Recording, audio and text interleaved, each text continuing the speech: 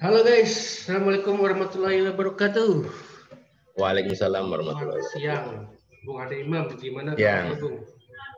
alhamdulillah baik Bung Indra. Bung Indra gimana kabarnya hari ini? Alhamdulillah, Kayaknya saya seger baik ini. juga, Bung. Ya, seger kayaknya. Kayaknya Iya, seger. udah makan, kopi juga Iya, udah siap. jangan lupa minum kalau udah makan. Minum Kata kopi. selek. Nanya makan doang, minum nggak tanyain ya selek. Minumnya udah. Iya, Oke, Bung, ini adalah pertemuan iya, yang kelima, Bung ya. iya. Iya. Pertemuan kelima, kira-kira akan membahas apa nih, Bung nih? Eh, seperti yang kemarin yang terakhir Socrates kan punya murid Plato. Nah mungkin sekarang kita akan bahas Plato. Gitu, begitu. Ya, bisa dimulai, Bung. Silakan gimana cerita tentang Oke. Plato? Saya mau ini dulu ya. Mungkin tradisi menulis filsafat tuh dimulai dari Plato. Artinya kan dari konten-konten sebelumnya kita sudah membahas ya banyak filsuf yang diketahui dari tulisan filsuf setelahnya gitu. Artinya filsuf-filsuf yang kita bahas di konten-konten terdahulu tuh tidak satupun yang meninggalkan tulisan. Nah, baru di fase Plato ini filsuf menulis tentang pemikirannya sendiri dan juga pemikiran filsuf-filsuf sebelumnya gitu, seperti itu. Ya, seperti kita ketahui juga yang kemarin kan Socrates kita tahu dari Plato juga. Artinya tradisi menulis filsafat dimulai dari Plato, bisa dikatakan seperti itu. Mungkin ini redaksinya dari saya, mungkin ini bisa jadi quote of the day dari dunia filsafat juga, karena mungkin untuk penyataan ini sepertinya kalau Bung Indra googling juga kayaknya nggak ada. Tidak ada ya? Iya. Okay. Ya bagus, Bung. Okay. Bagus. Menciptakan quote.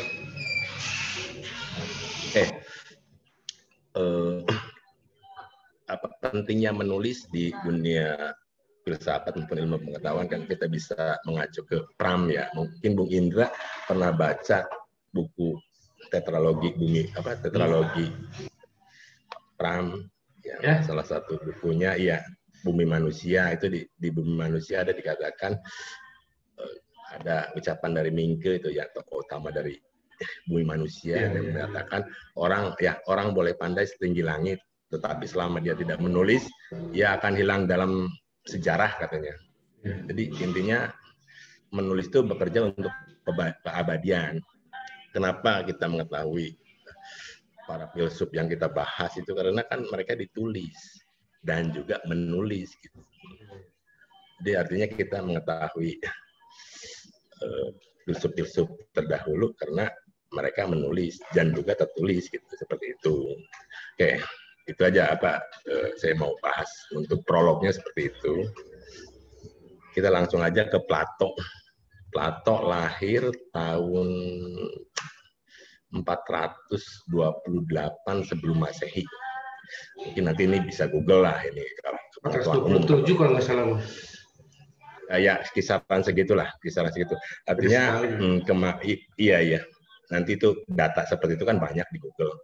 Kita nggak bermain di data, tapi lebih ke pemahaman. Seperti yang kemarin saya jelaskan, kita bukan untuk hafalan, tapi untuk pemahaman, belajar tuh. Jadi kalau hafalan kan gampang, kita tinggal buka buku, buka Google, data banyak itu, jutaan data. Gitu. Oke, jadi lahir tahun 427 atau 28 sebelum Masehi. Artinya gini, kalau kita kemarin Socrates lahir tahun 400 berapa ya? 60 tepat 469 sebelum Masehi. Nah, artinya selisih usia.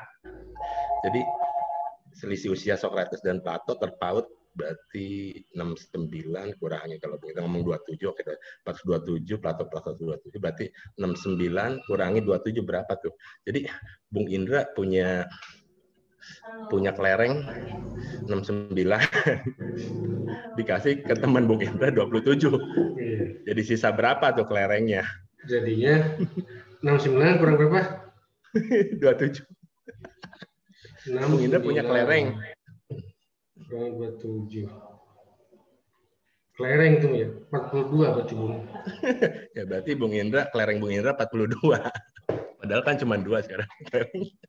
Oke, seperti itu. Iya, 40 tahunan ya. Nah, artinya Socrates lebih tua, lebih matang. Oke, Plato lahir dari keluarga bangsawan atau sebutnya aristokrat. Gitu. Aristokrat. Nah, jadi mungkin dengan kelimpahan kekayaan dia bisa bebas mengeksplor pemikirannya karena kan seperti konten sebelumnya ya, kebutuhan dasar dia sudah terpenuhi, artinya dia butuh kebutuhan di atas yang lainnya, makan apa gitu, pakaian, perumahan udah terpenuhi, dia tinggal berpikir, tinggal mencari kebutuhan di atas itu. Oke. Sebelum belajar filsafat ke Socrates, Plato juga sebetulnya udah belajar filsafat. Jadi, nah iya, dia belajar di, saya lupa tuh, ada salah satu murid Herakleitos yang kemarin kita bahas itu yang membahas semuanya mengalir seperti air gitu, sebenarnya air, semuanya mengalir gitu kan, semuanya mengalir. Yang Herakleitos itu ada muridnya, nah dia muridnya itu Plato belajar dari muridnya Herakleitos, saya lupa namanya. Lupa, nanti di Google banyak. Oke. Nah, itunya ya. Nah, terus tapi dia belajar di murid Herakleitos itu dia kurang puas dengan filsafat seperti itu. Nah, ketika dia bertemu Socrates pada umur kalau nggak salah 20 tahun, nah dia mempelajari, menimba ilmu dari Socrates, akhirnya dia cocok gitu dengan apa yang dia pikirkan. Ajaran Socrates cocok seperti itu. Nah, terus kemarin juga diceritakan ya Socrates minum racun karena perintah pengadilan. Nah, setelah Socrates meninggal, Plato tuh mengembara dia. Nggak kemana-mana ke Mesir, mengembara, tapi nanti balik lagi. Nggak kayak itu, dia nggak bikin keributan. Kan kalau di sini ada yang mengembara, tapi pas datang bikin keributan, ada kan ya, nggak gitu. Iya, yang keluar, terus balik lagi malah bikin ribut gitu. Kalau ini nggak, Plato nggak, dia keluar dari Athena, dari Yunani, mengembara terus balik lagi ke Athena tanpa bikin keributan.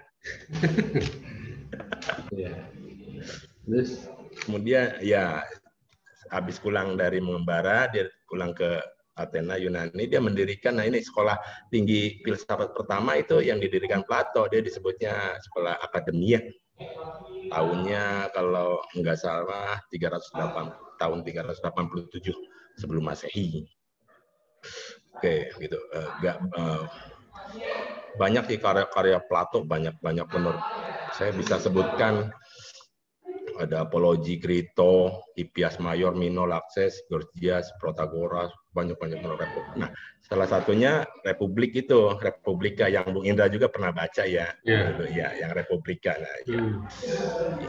Itu banyak benar karyanya. Jadi karyanya berupa dialog. Nah, terus inti filsafat Plato itu mensintesakan seperti konten yang saya ceritakan di konten sebelumnya, mensintesakan ajaran Herakleitos dan Parmenides. Jadi Herakleitos mengatakan semua mengalir, Parmenides mengatakan semua tetap kan. Nah, ini disatukan oleh Plato bahwa ada yang mengalir, ada juga yang tetap di dunia ini, gitu seperti itu. Apa aja tuh contohnya? Jadi ada dunia indrawi dan ada. Oke, nah gini. Saya mau cerita aja ya. Saya mau cerita. Jadi gini, ini inti ajaran Plato ya. Saya mau cerita gini. Jadi Bung Indah coba bayangkan ada 10 orang di dalam gua. 10 orang itu dari lahir seumur hidupnya di gua gitu. Seumur hidupnya di gua. Terus mereka diikat sedemikian rupa sehingga yang bisa dia pandang hanya dinding gua. 10 orang tuh hanya tidak bisa melihat kanan kiri, hanya melihat ke depan ke dinding gua. Di belakang mereka itu ada api unggun. Terus di belakang laginya itu pintu masuk ke gua. Nah, jadi mereka melihat bayang-bayang ada yang ada di luar gua tuh terpantul di dinding gua. Jadi kebayang nggak? Mereka lihat pada duduk melihat ke dinding gua, di belakangnya ada api unggun, di belakang api unggun itu mulut gua, pintu masuk keluar gua. Nah, mereka nggak bisa kemana-mana, hanya melihat itu aja karena diikat sedemikian rupa tidak bisa kemana-mana dan hanya melihat satu pandangan aja ke depan. Nah, jadi orang yang lalu lalang di luar, binatang yang lalu lalang di luar, orang yang lagi manggul padi, apa gandum, apa gitu, itu terlihat di pantulan dinding gua. Kebayang nggak? Karena kan ada api unggun. Bayangan yang di luar itu ada burung, ada harimau, itu terpantul di itu. Mereka, manusia gua ini, karena setiap hari itu ya seumur hidupnya itu, jadi misalkan ada bayangan orang di dinding gua. Nah, dari persepsi mereka itu tuh orang, bener. Ada harimau, terus terpantul di bayangannya di dinding gua, nah itu tuh harimau. Ada burung, itu burung. Ada suara macan, suara manusia, apa lagi ngobrol itu. Nah itu seolah itu realitas sesungguhnya. Padahal kan itu hanya pantulan bayangan dari api unggun itu di dinding gua. Seperti itu. Nah cerita saya. Terus ya seperti itu terus seperti itu. Kemudian dalam cerita itu ada seorang yang dikeluarkan dari gua. Seorang dikeluarkan, dilepas, dia keluar. Otomatis kan dia karena udah seumur hidup hanya melihat itu, dia begitu melihat api unggun sakit kan, karena apa, tidak langsung tadinya kan, hanya bayangan saja dia melihat. Tapi lama-lama dia begitu keluar, lihat api unggun sakit. Terus keluar gua, lihat matahari sakit juga, sakit. Tapi lama-lama terbiasa. Nah, terus dia sampai pada mengatakan, loh, ternyata ini yang di bayangan ada harimau, ada orang tuh kenyataannya ini, katanya. Karena dia melihat kan, orang tuh ini gitu. Terus lihat, oh burung tuh ini, harimau tuh ini, gitu. Seperti itu. Nah, cerita ini kita bisa temukan di buku Republikanya karya Plato. Nah, ini sebutnya The Allegory of the Cave. Allegory of the Cave itu perumpamaan gua. Nah, seperti itu. Jadi si orang yang keluar itu tahu kenyataan sesungguhnya bahwa yang dia selama ini yakini benar tuh manusia apa dalam bayangan itu ternyata itu hanya refleksi dari kenyataan sesungguhnya. Nah, terus yang dilepasin ini nih, yang dilepaskan, dia balik lagi ke gua, terus menceritakan, selama ini tuh kita salah loh. Ini tuh yang kita lihat di bayangan tuh itu tuh, yang dilihat kita harimau tuh itu bayangannya aja, harimaunya ada gitu, seperti itu. Otomatis yang di dalam gua nggak mau terima karena dia sudah mengoyak-ngoyak, mengusik-usik keyakinannya kan, keyakinan mereka gitu. Yang keluar tuh seperti itu. Nah ini gambarannya seperti itu, Bung. Ini konsep filsafat Plato. Jadi kita analogikan gua itu adalah dunia yang kita diamin. Bayang-bayang di gua itu kenyataan sehari-hari yang kita lihat. Kenyataan sehari-hari yang kita lihat. Nah, terus orang yang tadi lepas itu, nah ini kita bisa sebut ini orang yang belajar filsafat. Jadi orang yang belajar filsafat itu bisa mengetahui hakikat dari realitas seperti itu. Nah, yang selama ini orang awam yakini itu kebenaran, yang bayang-bayang tadi refleksi itu hanyalah sebutnya apa ya, ilusi perseptual, ilusi persepsi, bukan kenyataan seperti itu. Jadi hanya refleksi dari kenyataan yang ada, refleksi dari api unggun itu, bayangan direfleksi oleh api unggun itu disebutnya, disangka mereka, asumsi mereka itu kenyataan yang sebenarnya seperti itu. Nah, ini konsep filsafat Plato seperti itu. Jadi selama ini orang meyakini kebenaran, ternyata itu bukan kebenaran sesungguhnya. Nah, ini Plato mau jangan sebenarnya. Orang yang tahu kebenaran sesungguhnya adalah orang yang belajar filsafat. Nah, makanya apa kegunaan filsafat, salah satu selain menangkal hoax juga kita supaya tahu hakikat segala sesuatu yang ada di dunia, seperti itu, Bung Indra. Berarti filsafat penting buat allegory of the cave. Jadi sangat penting, sangat penting, sangat penting karena bisa menyingkapkan hakikat dari semua realitas, seperti itu. Nah, itu pandangan Plato yang sangat ini. Tentang ketatanegaraan juga Plato itu ya, Bung ya. Ajaran ya di Republika itu. Iya. Gimana? Nggak jelas. Gimana? Tentang kenegaraan, tata negara. Iya, ada juga. Ya, negara ideal seperti apa itu dijelaskan di Republika, itu salah satu konsepnya. Cuman saya lebih, stressing point saya untuk bahasan kali ini, saya lebih ke apa ide filsafat dasarnya ya. Nah, itu jadi pakai apa kita bisa ngambil dari cerita tadi yang tadi saya ceritakan, allegory of the cave, perumpamaan gua. Nah, itu bisa apa ya, menyimpulkan seluruh ajaran Plato dari cerita tadi gitu. Artinya berarti kan kalau begitu ada dunia yang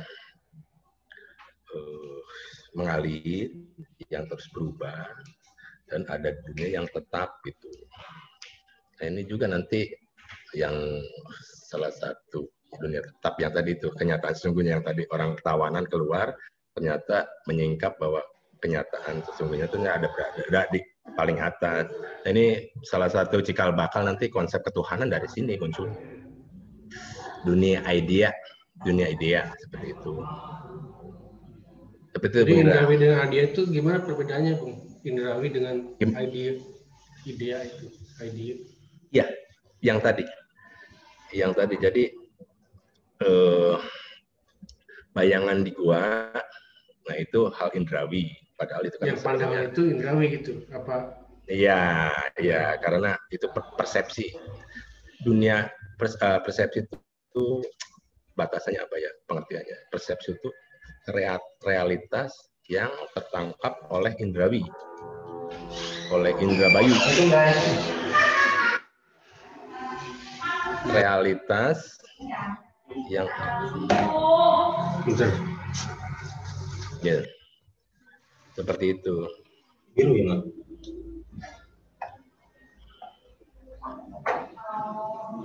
Oke, masih. Ya, lanjut, Bung. Oke, lanjut ya. Apalagi ya. Ya, seperti itu sih pemikiran. Jadi mungkin Bung Indra ada yang mau tanyakan sambil saya mikir. Ya seperti itulah. Oke, kehebatan Plato itu ada filsuf Albert Not Whitehead namanya, Albert Not Whitehead itu filsuf. Salah apa ya, lupa lagi. Ya, dia mengatakan gini ya, redaksinya mungkin beda ya yang itu teman redaksi saya sendiri. Jadi semua filsafat setelah Plato itu hanya catatan kaki dari karya-karya Plato. Artinya tidak ada filsafat baru setelah Plato.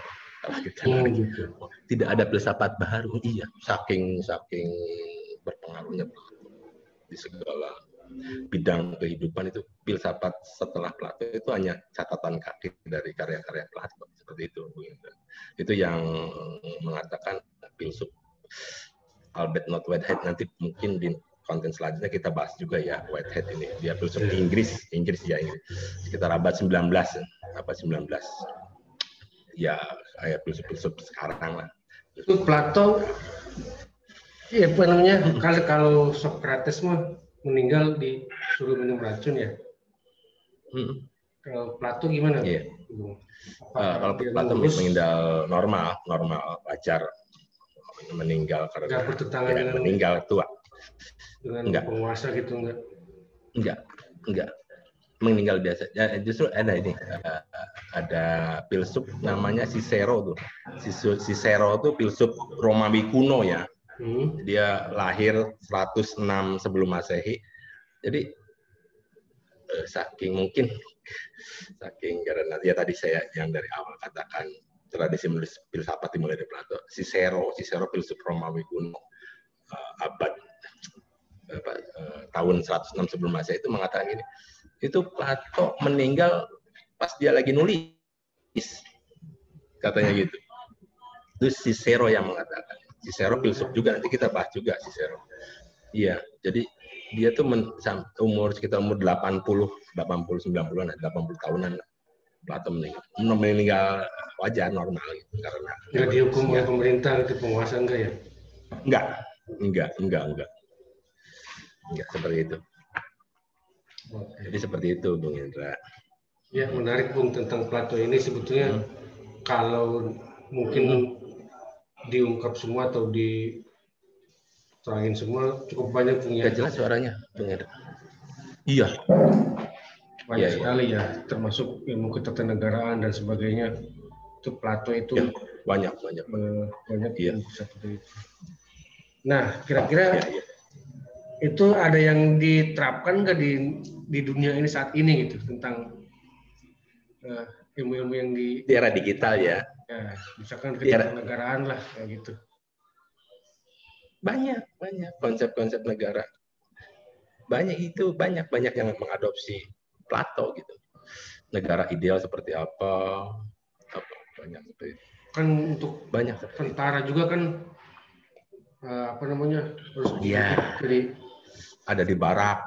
Nah itu ajaran Plato itu dari kecil kan, tentara supaya tangguh dari kecil dia di barak. Nah itu tuh salah satu ajaran Plato itu. Jadi tanpa ada rasa takut, banyak film-filmnya Bung Ida sering lihat ya, film-film barat itu banyak orang anak-anak kecil diculik, dia dilatih sampai nanti hebat gitu, sampai perang gitu. Kan sama orang tua juga nggak dikenalin gitu. Iya seperti itu, bisa membunuh orang tua. Iya. Seperti itu Bung Indra. Oke Bung, menarik. Mungkin gini. Iya. Ya gimana? Mungkin ini terakhir ya. Mungkin gini nanti kita kan supaya lebih bermanfaat belajarnya. Jadi gini, sebenarnya nanti konsep Plato yang saya ceritakan lewat Allegory of the Cave itu bisa diterapkan di dunia digital ini. Dunia di mana kita kebanjiran informasi dari media sosial, dari internet apa ya. Nah, jadi gini, berarti apa yang kita terima lewat indrawi kita dari medsos, dari internet itu hanya ilusi perseptual, bukan kenyataan sesungguhnya. Nah, ini kata kuncinya nih, saya mau menggarisbawahi. Jadi semua yang kita dapat dari, jangankan dunia internet, dunia maya, dunia sesungguhnya juga seperti itu. Yang kita lihat kursi itu belum tentu kursi. Artinya kalau dengan AutoCAD ada kaitan nggak nih dengan AutoCAD kira-kira? Ada banyak. Ya ada, sangat erat kaitannya. AutoCAD itu kan gambaran-gambarannya itu ya, imajinasi iya.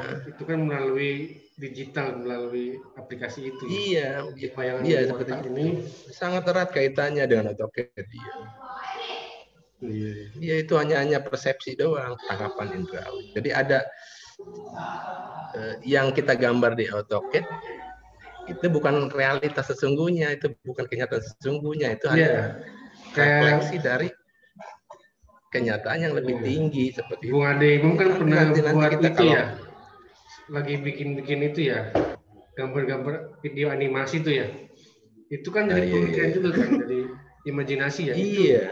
Itu dari idea berarti ya. Itu idea itu sudah ada. Sebelum kita lahir idea sudah ada, itu tetap. Itu konsep Parmenides. Nah, yang di indrawi yang kita persepsi itu yang berubah. Nah, itu. Jadi dunia indrawi, dunia idea. Nah, ini ya konsep tadi. Seperti itu, Bung Indra. Oke, Bung. Jadi ada yang tetap, ada yang berubah. Seperti itu. Jadi kalau terapkan, artinya gini, kita sekarang punya pisau analisa terhadap berbagai masalah, bahwa masalah yang setiap kita hadapi, masalah ya sesuatu segala hal yang kita lihat baik dari dunia nyata maupun dunia maya itu hanya ilusi persepsi. Itu bukan mencerminkan realitas sesungguhnya. Realitas sesungguhnya itu ada di taraf yang lebih tinggi, namanya idea, bahasa Plato seperti itu. Jadi jangan mudah terjebak pada informasi-informasi yang hanya tercerap oleh indrawi kita gitu. Itu kita harus mencari hakikat di balik realitas itu sih. Stressing point-nya, titik tekannya, garis bawahnya. Itu. Jadi kita nanti lebih waspada. Seperti itu, Bung Indra. Oke, Bung. Nah, mungkin gimana nih? Itu pembahasan Plato. Ya. Gimana? Itu pembahasan Plato. Nanti pembahasan selanjutnya nanti kita baru ke Aristoteles. Aristoteles juga. Itu Plato namanya, sebetulnya nama aslinya Aristokles. Aristokles hampir sama dengan nama muridnya Aristoteles. Plato tuh karena dia bahunya lebar. Apa bahasa Sunda bahasa? Nama lindihan katanya. Nama landihan. Iya, itu Plato. Julukannya itu ya? Nama aslinya julukan Aristokles namanya. Cuman di Plato ternyata sampai sekarang Plato. Namanya. Nah, nanti setelah Plato kita baru beralih ke Aristoteles muridnya. Nah, ini nanti ada lagi lebih ini lagi nanti membahas Aristoteles karena dia nanti ada kategori, namanya kategori nanti asal muasal dari kata. Nanti saya jelasin juga. Oke, Bung. Untuk closing statement ini tentang Plato, gimana closing, karena ini waktu sudah lumayan ya. Iya, mepet ya. Oke. Penutupnya. Iya, padahal masih banyak ini saya. Oke, penutupnya gini. Jadi seperti yang digambarkan di Allegory of the Cave itu, perumpamaan gua, kita jangan jadi manusia gua. Manusia gua tuh lihat sesuatu diyakini sebagai sebuah kebenaran. Jangan. Jadi orang yang masih melihat sesuatu secara indrawi, lantas mengambil kesimpulan itu sebagai kebenaran, berarti kita bisa menjulukinya sebagai manusia goa. Seperti itu. Oke. Terima kasih Bung Ade Imam, sangat menarik sama-sama. Sebetulnya membahas tentang Plato ya.